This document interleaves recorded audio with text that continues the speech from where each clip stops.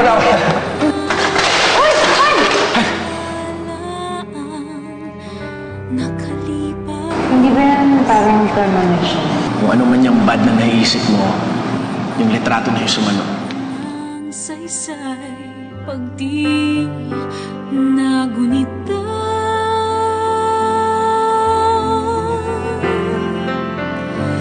parang isang bituing nahuhulog, dahan-dahang naglaho, unti-unti mang mawala, di malilimot ng sa puso ang pag-ibig na totoo. Kailan patatahanin ang mga luha, nasasaktan ka ng hindi. Alzheimer's disease nga yung sakit ni TJ. Yun na nga sana sasabihin ko sa'yo, ate. Pero isang doktor pala yung tumitingin sa kanya. Baka naman iba yung diagnosis pagka magpatingin kami sa iba. Posible yun. Pero tama si Kuya TJ. Ang MRI results at yung ibang resulta, hindi nagkakamali yun. Pero ikaw pa rin, ate.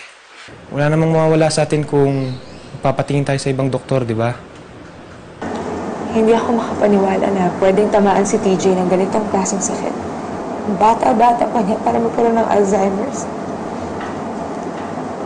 Jeffrey, tanongin mo naman dyan sa mga doktor, dyan sa ospital niyo. Baka naman pagka early onset, magawan pa ng paraan.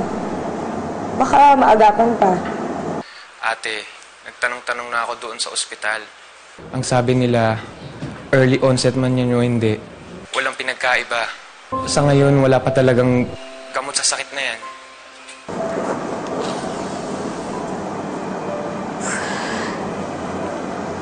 Paano na ngayon si TJ?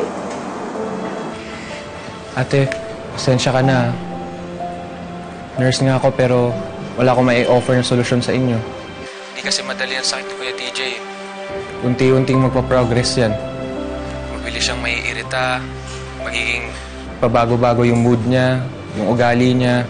Basta ate, kung kailangan mo ng kausap, nandito lang ako. Nandito lang kami nila nanay at tatay. Salamat. Pero mas mabuti pang huwag mo nang malaman ni nanay, ha?